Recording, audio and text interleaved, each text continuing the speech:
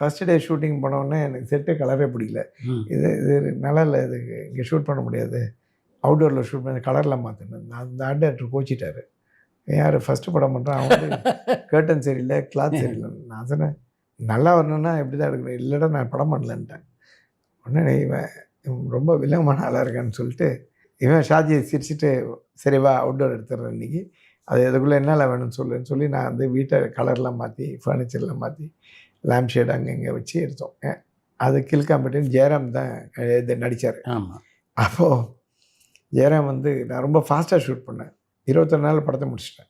நான் ஷூட் பண்ண உடனே ஜெயராம் வந்து டே ஒன்று பண்ணிட்டேன், ரவிகே சந்திரன் ஃபாஸ்ட் கேமராமேன்னு கார்டு அடிச்சுக்கூட, ஏன்னா பாத்ரூம் கூட விட மாட்டேன் அப்படின்னு. அதுக்குள்ளே ரெடின்ற கேமரா ஷார்ட் சொல்லி முடிச்சோன்னு ரெடி அப்படின்னாக்க நான் எதாவது 2 லைட் வைக்கிற மாதிரி நடி, நான் போயிட்டு பாத்ரூம் போயிட்டு வரேன்னாரு.